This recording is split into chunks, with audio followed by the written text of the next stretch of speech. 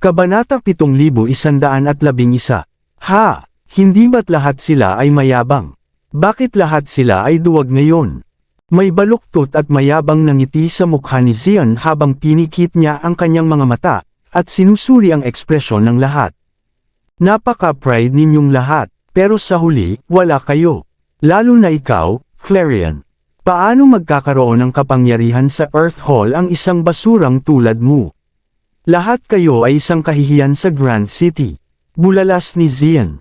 Sa sandaling ito, hindi siya humanga sa mga ito. Samantala, nagalit si Blade sa mga nangyayari sa harapan niya. Hindi niya napigil ang umungol. Sa tingin mo ba ay matatakot mo kami sa ilang Thunder Blasts? Ano man ang mangyari ngayon, puprotektahan ko ang aming Hallmaster. Naniniwala ako na ang batas at hustisya ng Grand City ay itataguyod. Batas, katarungan. Dito, mahuli, ipinakita ni Xian ang isang pilipit ng ngiti at iwinagayway ang kanang kamay. Isang Thunderblast agad ang lumitaw, at nagkunwaring ibinabato niya ito. Sabay sot-sot din niya. Uy, si Blade at ang iba pang mga elite ng Earth Hall ay likas na gamulong palayo. Sabay namutla ang mga mukha nila. Napagtanto nila na sila ay lubhang nakakahiya.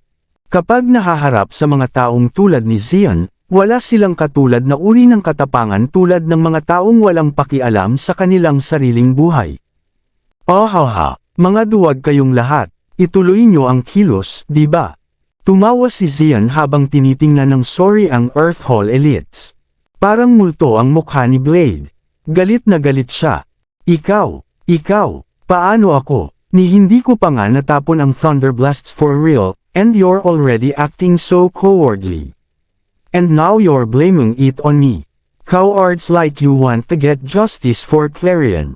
You're dreaming. Naiinis na sabi ni Xian. Lahat sila ay nagsabi na ang mga general at mga sundalo ay magkatulad. Noong namumuno si Sylvan sa Earth Hall, nangingibabaw sila. Ngayong ikaw ang may kontrol, lahat sila ay nag-aalala sa kanilang buhay. Kung ako sa iyo, Clarion, nag-resign na ako. Kahit anong tingin ko dito, hindi ka karapat-dapat na maging Hallmaster. Lumapit si Xian at mahinang sinampal ang pisngi ni Clarion. Napakayabang niya habang ginagawa iyon. Nang makita ni Camille, Jade, at ng iba pang mga babae ang nangyari, hindi nila napigil ang tumawa ng malakas kaya napayuko sila. Pagkatapos ng gabing ito, si Clarion ang magiging katatawanan ng Grand City. Pagkatapos, hindi na siya magkakaroon ng lakas ng loob na kontrolin ang Earth Hall. Samantala, si Clarion ay nakatitig din kay Xian. Kinagat niya ang kanyang mga ngipin para maramdaman niya ang sakit sa kanyang mukha.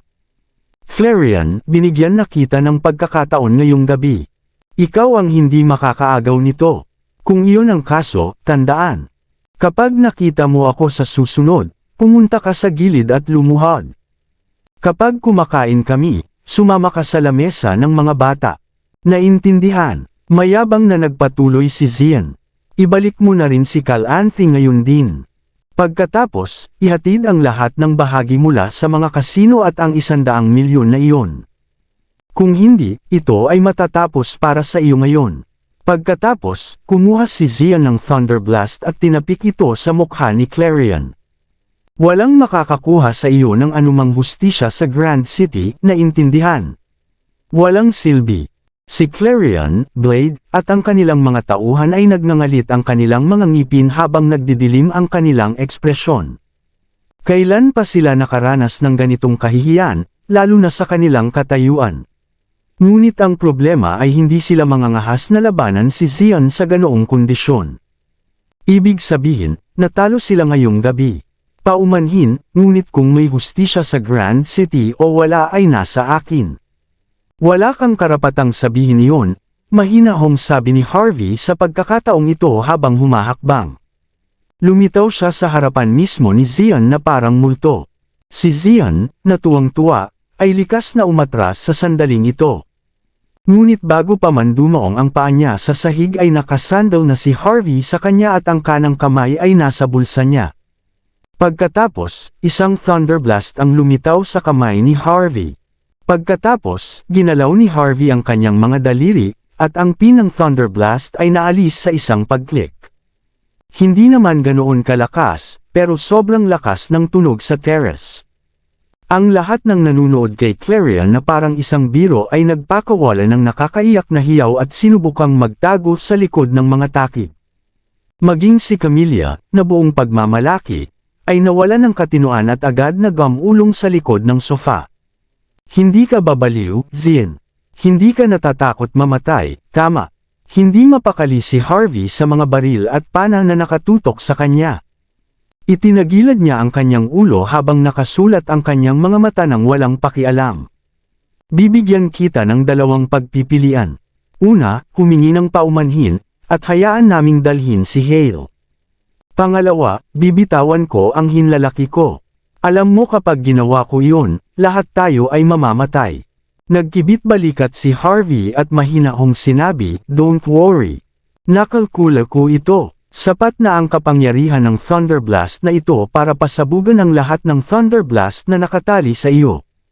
Gaano man kalakas at kabilas ang mga taong ito, lahat sila ay mamamatay. Magandang negosyo para sa iyo na magkaroon ng napakaraming mga sakripisyo na namamatay sa tabi mo kapag ikaw ay isang baliw lamang." Ramdam ng lahat ang malamig na pawis sa kanilang mga mukha nang marinig nila kung gaano kakalmado si Harvey. Hindi pa sila nakakita ng taong napakabaliw. Ang tinatawag na kabaliwan ni Zian ay ganap na walang kabuluhan sa kanyang harapan. Nagdilim ang mga mata ni Zian nang tumindi ang kanyang hangarin sa pagpatay. "Sino kang, tanga ka?" Gusto niyang sipain si Harvey pero bigla niyang napagtanto na kahit anong galaw ni Harvey ay baka mapatay siya. Ganun ba kaimportante ang identity ko? Higit sa lahat, medyo impatient ako. Bakit hindi kita bigyan ng 3 segundo? Ngumiti si Harvey at sinimulan na ang countdown. 3, 2, habang nagbibilang pa lang si Harvey ay unti-unting lumalayo ang kanyang hinlalaki. "Baliw, baliw ka talaga," sabi ni Zian habang nagdidilim ang ekspresyon niya. Gusto niyang umalis, ngunit hindi siya binigyan ni Harvey ng pagkakataong makatakas at sa halip ay sumunod sa kanya. Si Camilla at ang iba ay nanginginig din, ang mga magagandang mukha ay namutla at puno ng takot. Alam nilang lahat ang bottom line ni Zian, pero hindi nila alam ang bottom line ng taong nauna sa kanila. Paano kung mas baliw pa siya kay Zian? Hindi ba silang lahat ay mamamatay ng magkasama? Nandito lang sila para sa isang pagtitipon para uminom ng alak. Kailangan ba nilang ibigay ang kanilang buhay para doon?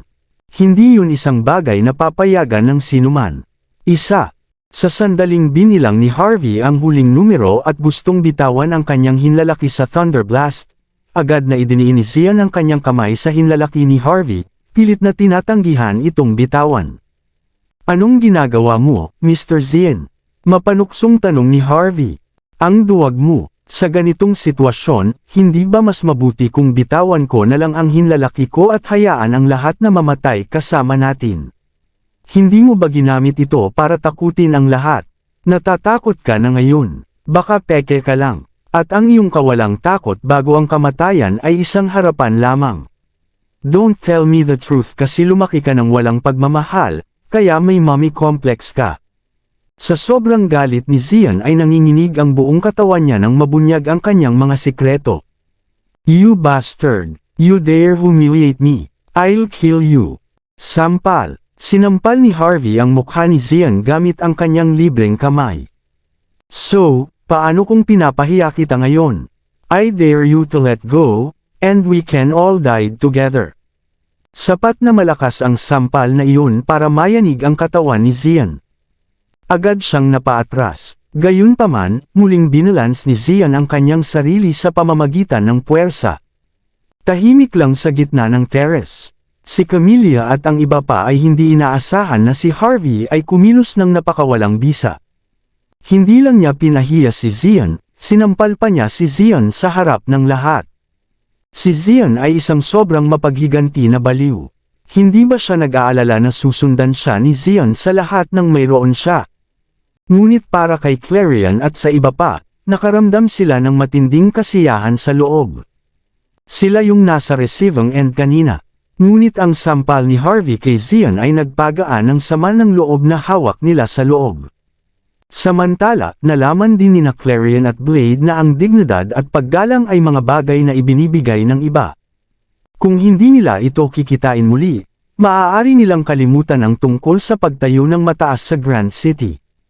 Sa sandaling iyon, lahat sila ay nagtulungan upang pigilan ang mga alipin ni Zion at Camellia na mabilis na lumalapit. Hindi lang nila napigilan ang sinuman sa kanila sa pananambang kay Harvey, higit sa lahat ay ipinakita nila ang kanilang saloobin. Ang magkabilang panig ay hayagang nagalit sa isa't isa. Ang kailangan lang ay isang dahilan, at ang magkabilang panig ay agad na pupunta para sa isa't isa. Kasabay nito, ang ekspresyon ni Zion ay patuloy na nagbabago. Kailanman ay hindi pa siya napahiya ng ganito dahil sa kadalasan niyang kinikilos. Sa pagkakataong ito, talagang gusto niyang labanan si Harvey hanggang sa huli. Gayunpaman, hindi niya magawa. Dahil alam niya na kapag ginawa niya iyon ay agad siyang mamamatay. Habang siya ay baliw, wala siyang masyadong pakialam sa sarili niyang buhay.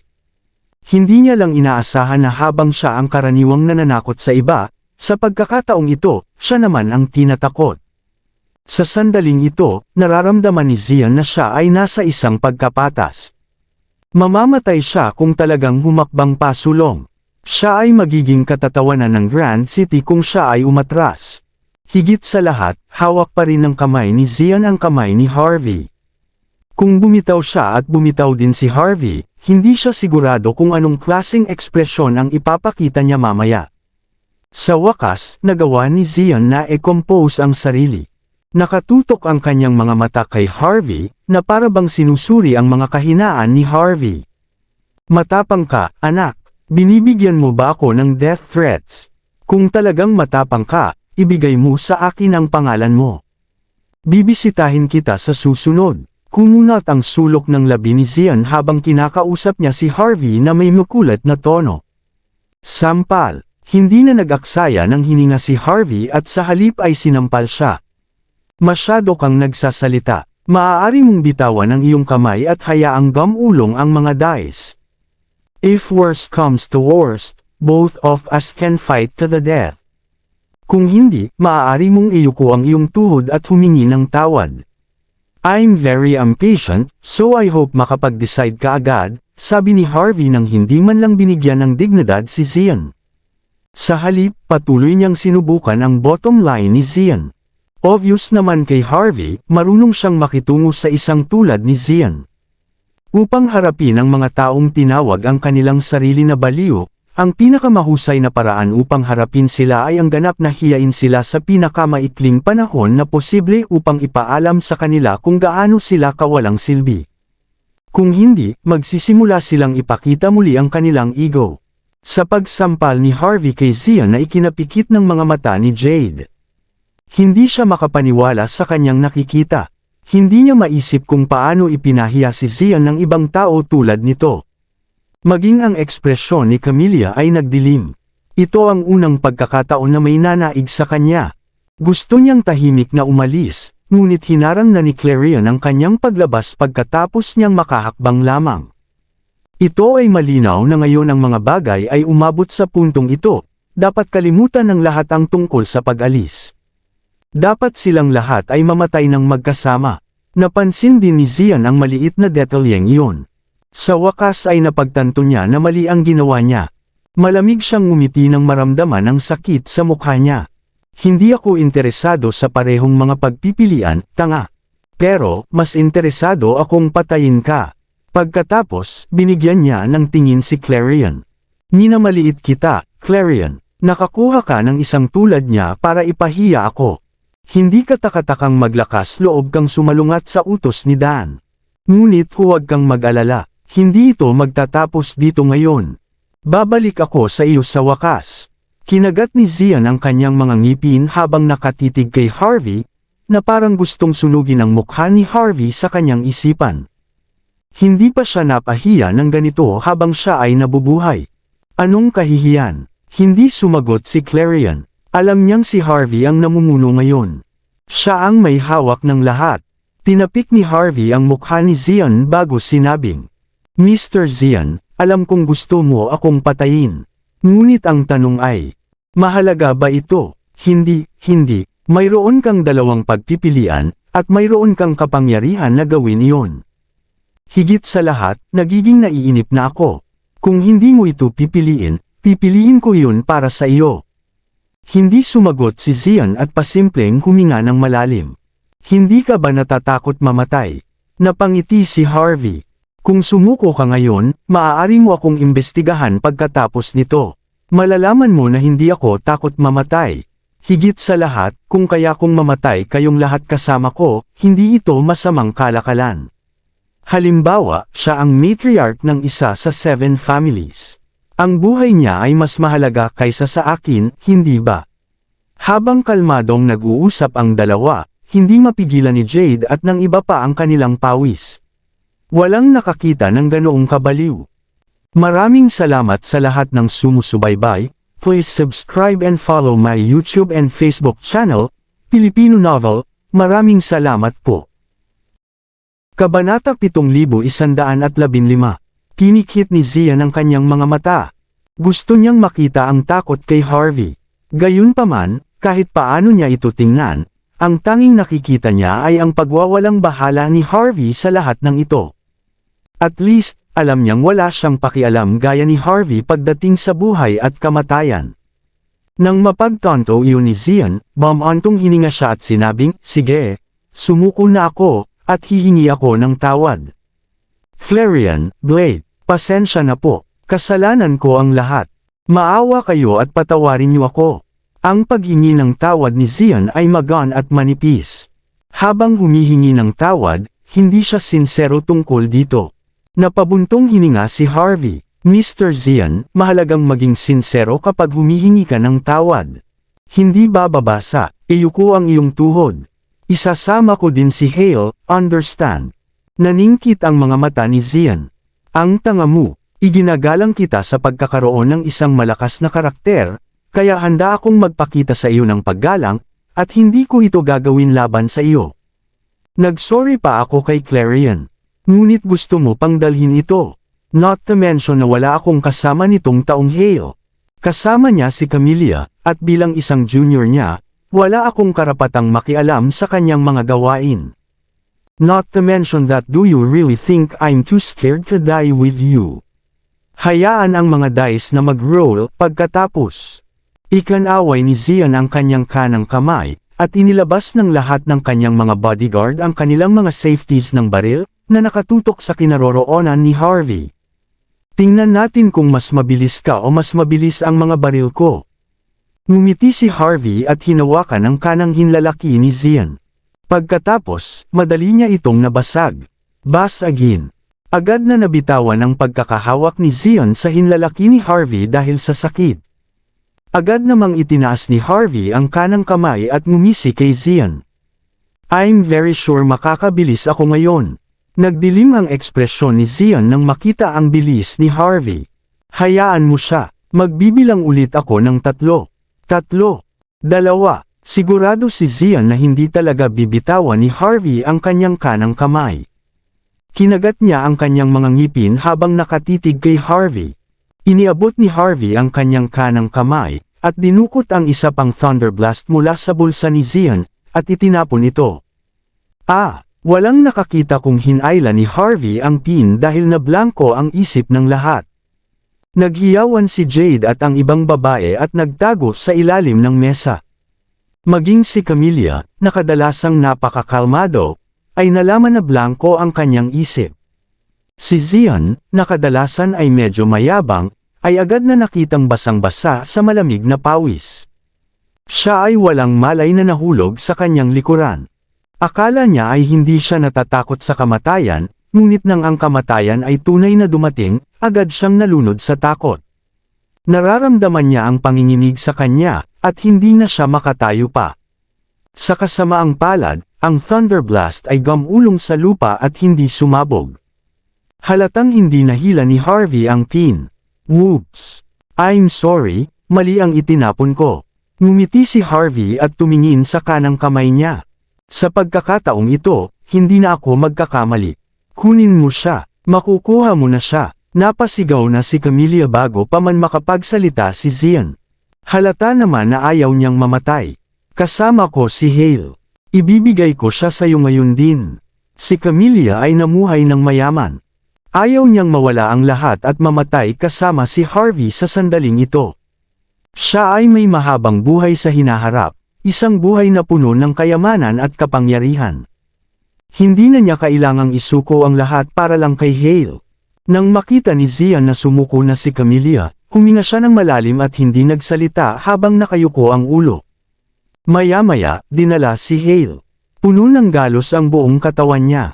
Malinaw na habang siya ay pinahirapan, siya ay buhay pa. Nag-gesture si Harvey para sumenyas kay Blade at sa iba pa na umalis muna kasama si Hale. Magaling ka talaga. Inaamin ko ang pagkatalo ko, pagsang-ayon ni Zian nang tuluyan na siyang kumalma. Umupo siya sa lupa at hindi tumayo, bagkus lumuhad lang siya.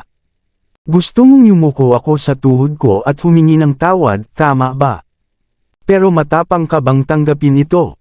Habang si Zian ay mukhang inaamin ang pagkatalo, ito ay isang taktika.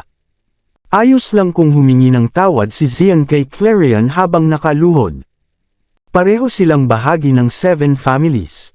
May mga bagay na kaya nilang pumikit. Gayunpaman, maliwanag na hindi isa si Harvey sa 7 pamilya. Kung talagang natanggap niya ito mula kay Zian, there would be hell to pay. Nagmamadaling lumapit si Niv kay Harvey at bumulong, "It's fine, Harvey. Itigil na natin ito dito." Walang planong pumihil si Clarion. Sa halip, nakatingin lang siya habang nakapikit ang mga mata.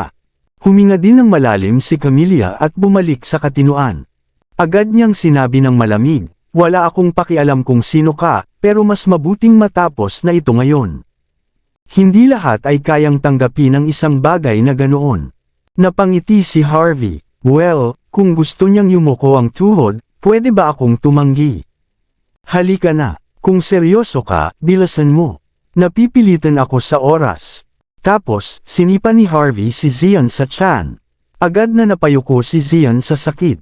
Sa sumunod na sandali, tinapakan ni Harvey ang kanyang ulo, at napunta sa sahig ang mukha ni Zian.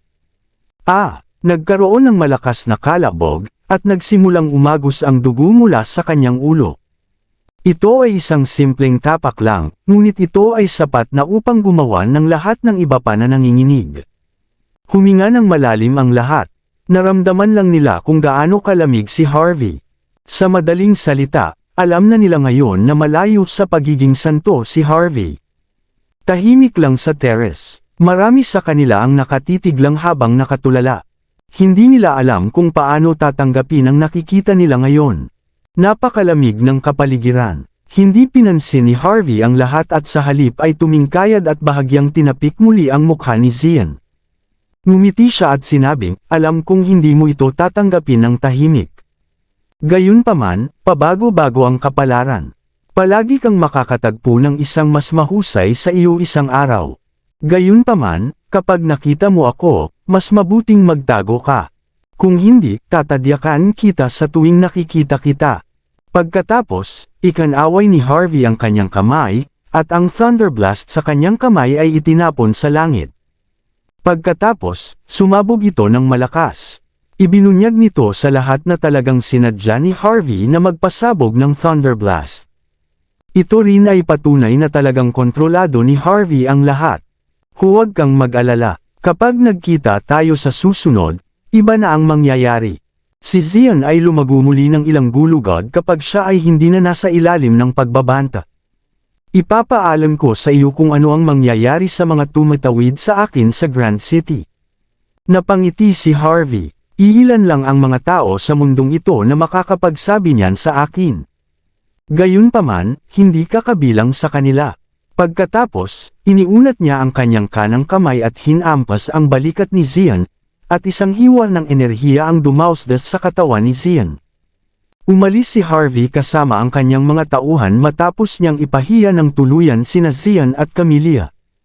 Ang kanyang kalupitan at kabaliwan ay ang pinakadakilang sandata laban kay Zian at sa iba pa. Sapat na iyon para pigilan silang lumaban. Pinagmasdan ni Camilla si Harvey na paalis na, malamig at mabisyo ang ekspresyon. Bagamat hindi man lang siya ginalaw ni Harvey, sapat na iyon para tuluyan siyang mapahiya. Matapos huminga ng malalim, pumunta si Camilla sa isang balkonahe at inilabas ang kanyang telepono. Pagkatapos ay nagdial siya ng numero. Talaga, nasira ang pride ng Platinum Casino. Kahit na ang isang napakayabang na tulad ni Zian ay nakayuko na. Isang taong punong-puno ng sarili tulad ni Camilla ay napahiya. Nakuha na ba si Hale? At ang lahat ng ito ay dahil sa isang binatang kasama ni Clarion. Napabuntong hininga si Coco sa pagkabigla habang ninanamnim ang kanyang tasa ng kape sa isang patio sa Parkerville. Parang lahat ng nangyari ay nalampasan niya ang inaasahan niya. Ibinaba ni Dan ang kanyang gold-framed glass at dahan daw ang nagtanong, ano ang nangyari? Napabuntong hininga si Coco. Pagkatapos mag-sorry sa foster residence, naghanap ako ng paraan para maibalik ang baliw na si Zian dito. Ipinadala ko pa ang balita ni Hale kay Camilla. Akala ko malaki ang magagawa nilang dalawa. Sa huli, nakayuko lang si Zian sa kanyang pagbabalik, at nawala ang lahat ng dignidad ni Camilla. Walang alinlangan na siya ang magiging pinakamalaking katatawanan sa Grand City sa hinaharap. Maging si Hale, ang lalaking pinaghirapan nilang hulihin, ay nahulog sa mga kamay ni Clarion. Nakakahiya talaga, mabilis na ipinarating ni Coco ang impormasyon na kanyang nakalap. Pero, may bakas ng galit sa mga mata niya nang sabihin niya iyon. Kung ito ay Camilla o Zian, ang kanilang paggamit ay para lamang ilihis ang atensyon. Gayunpaman, lahat sila ay walang silbi ngayon. Sapat na yun para maging lipas na ang hindi pa nasimulang mga plano niya. Tapos, interesadong tanong ni Dan, malamang hindi alam ng iba kung gaano ka-talented si Clarion, pero alam naman natin pareho, di ba? May kasama ba siya na kayang sugpuin si Zian? Seryoso. Ngumuso ng malamig si Coco. Ito ay isang matandang kaibigan natin. Pagkatapos, nagtap siya sa isang larawan sa kanyang telepono at ipinakita ito kay Dan. Naningkit ang mga mata ni Dan habang nakatingin. Ilang sandali pa ay nag-click siya sa kanyang dila at sinabing, ang tanga talaga nitong si Harvey. Sa tingin niya ay magagawa niya ang anumang gusto niya dahil lang sa siya ang kinatawan. Talagang hindi siya takot sa kamatayan. May kumislap na puot sa mga mata ni Dan nang makita niya ang litrato ni Harvey. Napakaraming oras at pagsisikap ang ginugol niya sa kanyang mga plano, ngunit hindi niya inaasahang sisirain silang lahat ni Harvey, nang paulit-ulit. Ngumuso si Coco, kahit kasuklam-suklam ang isang kaaway na tulad ni Harvey, kung ako ang tatanungin mo, dapat ay mga traidor na tulad ni Clarion ang nararapat sa lahat ng galit natin, di ba? Hindi lamang siya miyembro ng Parkerville, ngunit hindi rin natin siya pinagmalupitan. Paano niya nagawa ito? Ito ay hindi mapapatawad. Naniniwala siya na habang hindi niya kayang harapin si Harvey, ang pakikitungo kay Clarion ay malamang na nasa abot ng kanyang makakaya. Kalmadong naalala ni Dan, ngayong napag-isipan ko ito, hindi kailanman naging tapat sa atin si Clarion sa simula pa lang. Huwag nating pag-usapan ang oras pagkatapos ng hitsura ni Harvey. Pag-uusapan natin ang oras bago iyon. Si Clarion ay hindi naging malapit sa atin. Kapag may maganda, lagi siyang nandyan. Ngunit sa tuwing kailangan natin ng isang tao na gumawa ng ilang mabigat na buhat, ang kanyang tatay ay humihiling sa kanya na bumalik para sa ilang trabaho. Mabuti kung mangyari ito ng ilang beses, ngunit kung ito ay nangyayari ng paulit-ulit, ito ay magmumukha siyang kainahinala lalo na ngayong naiisip ko ito. Napapikit si Dan habang sinusuri ito. Lalo na ang nangyari ngayong gabi. Imposibleng hindi niya makita ang mga pahiwatig na may papel tayo sa likod ni Camilla at Zian.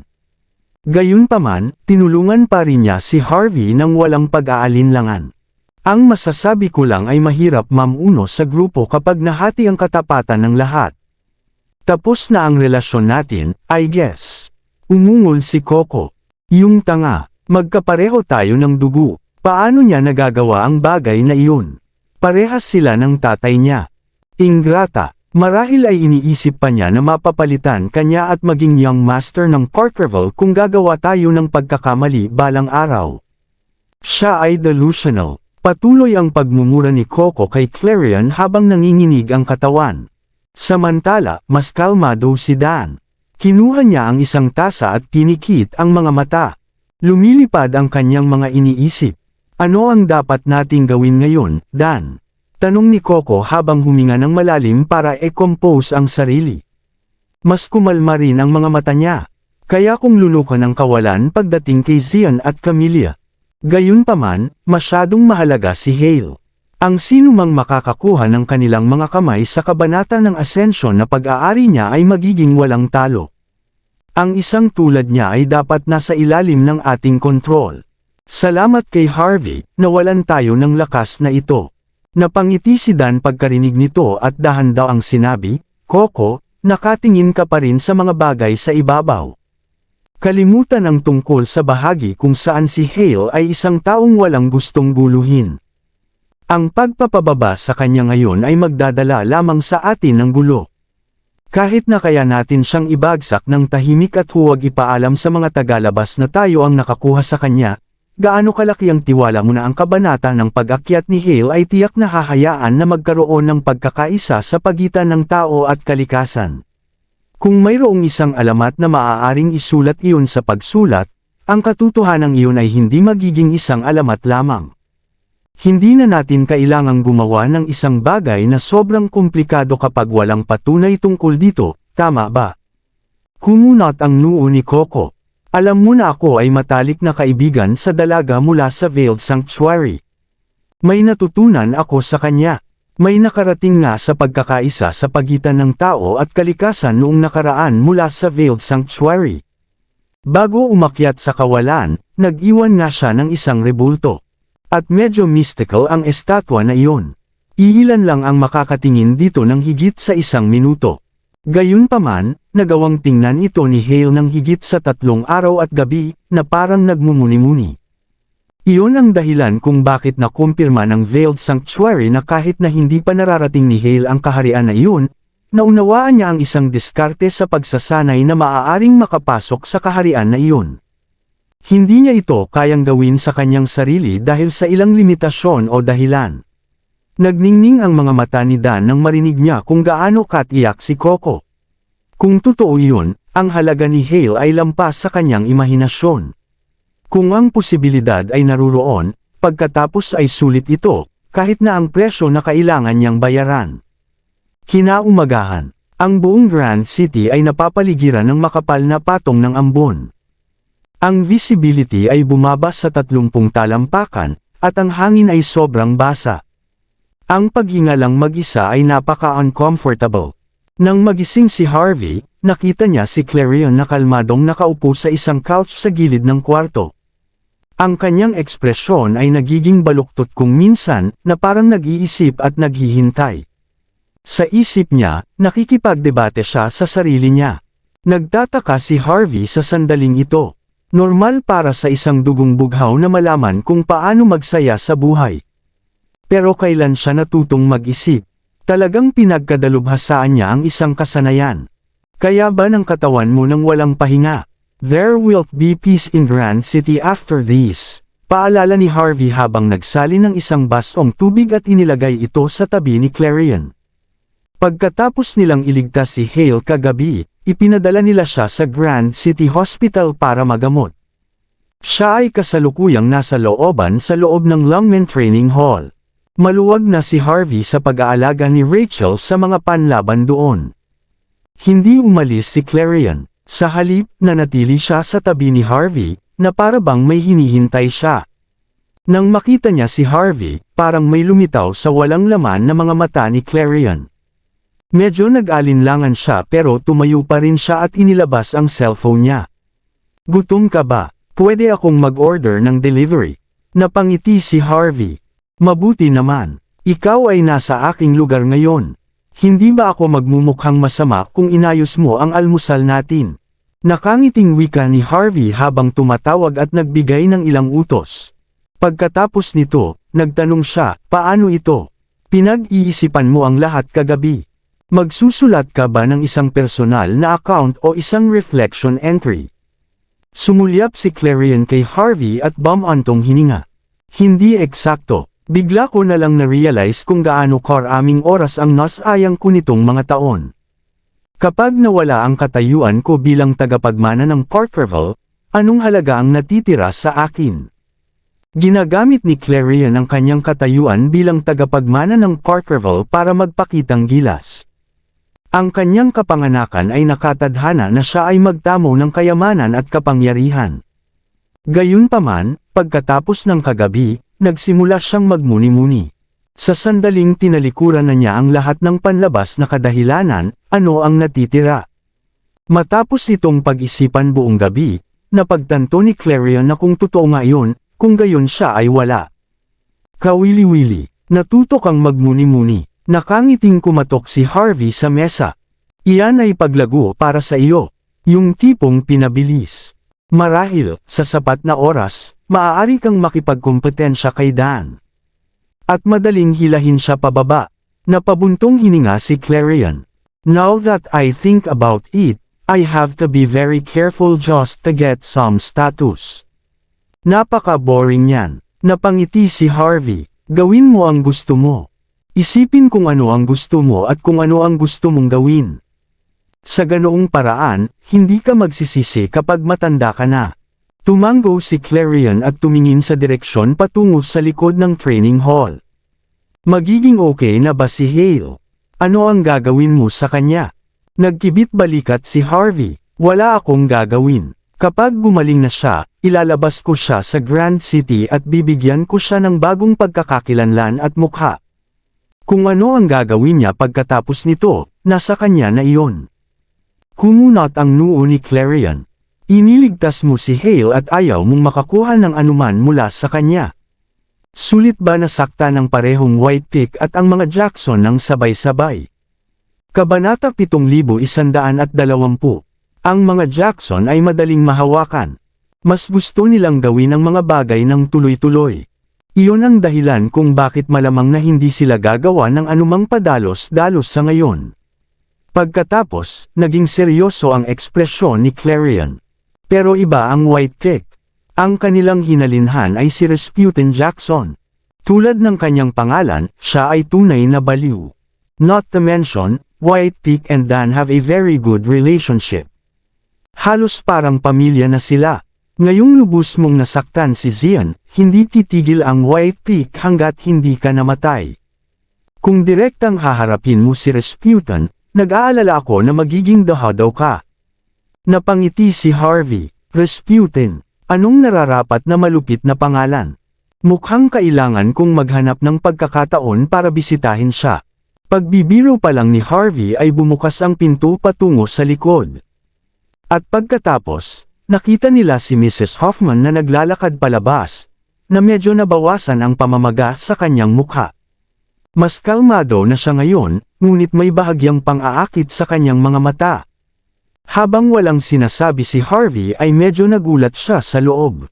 Dahil napansin niyang nagme-makeup pa rin si Mrs. Hoffman sa ganitong sitwasyon, may hindi tama. Gayunpaman, ito ay negosyo ng ibang tao, kaya walang binanggit si Harvey. Matapos maubos ang kanyang tasa ng tsaa, nakangiti siyang nagtanong, maaari ba kitang tulungan? Yumuko si Mrs. Hoffman at sinabing, kagigising lang ng asawa ko. Gusto ka raw niyang makita at magpasalamat sa iyo ng personal. Natigilan si Harvey, ngunit mabilis siyang sumagot, oo naman. At pagkatapos, tumayo siya at pinunasan ang kanyang mga kamay. Pagkatapos noon, bumalik siya, at sinundan si Mrs. Hoffman. Gustong tumayo ni Clarion, ngunit nang maalala niyang hindi siya hiniling ng mga ito, hindi na niya sinundan si Harvey pagkatapos ng ilang pag-aalinlangan.